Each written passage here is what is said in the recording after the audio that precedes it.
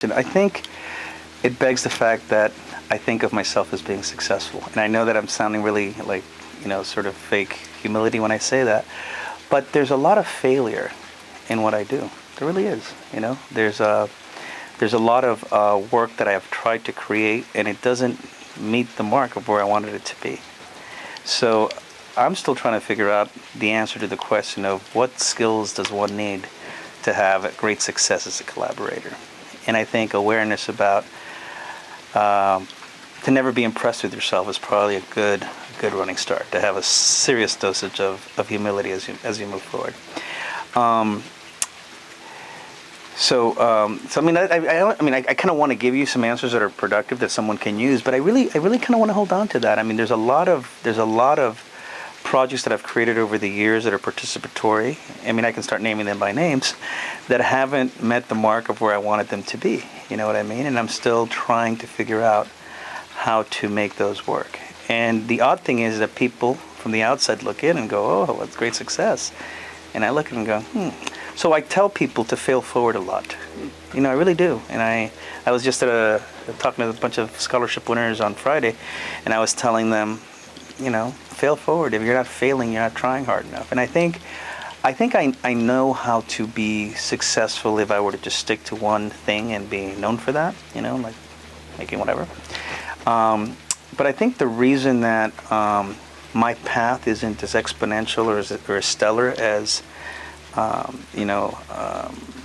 perhaps even I would want it to be, is because I keep on trying to experiment and innovate and break it and start it again and do that. And at the end of the day, I think that's my success, my ability to do that time and time again. Because I think as I do that, I learn from the mistakes, the same way I learned to do art by trying to problem solve. I didn't read some handbook, and trying to figure it out and do it. I think I do the same thing here. Some broad things I think that are helpful are the following: is to be open sourced, not to be, just working with your group of peers, but to bring in science and have science teach you how to think in a certain way.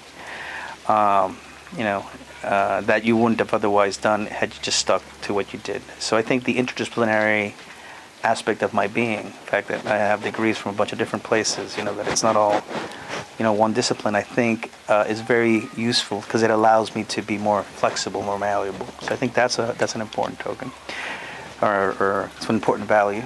I think another important value in collaboration is the ability to communicate and communicate openly.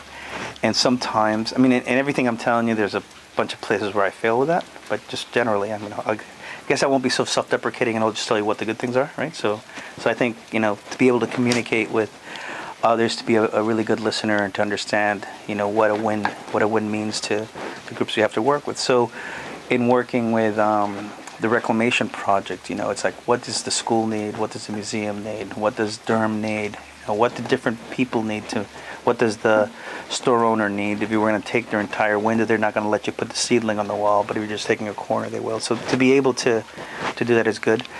I think another thing is to always be curious, to never be bored with yourself. I think that's really important, to always try to find new approaches, not to not take yourself so seriously that you think that you've innovated and now you're done, and now you're stuck in this thing. That I think you need to have that to have the awareness that there is no quick fix, and when you think you fix something, that only opens up 10 more doors that you need to fix. That there is no end. That it's all a big path of a journey. And I think the most important thing for a collaborator is just to be genuine. I think at the end of the day, what allows me to continue collaborating is that when I ask you to partner with me on a project, it's because I care about it. So I think being able to have that integrity allows people to trust you. Because when you're collaborating, you're getting out of your comfort zone, and now you have to trust someone that you don't know.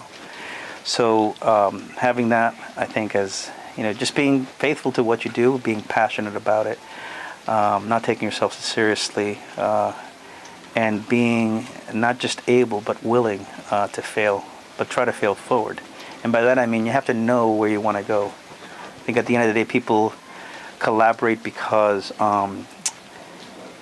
opportunities fall as opposed to having a vision as to where they're headed.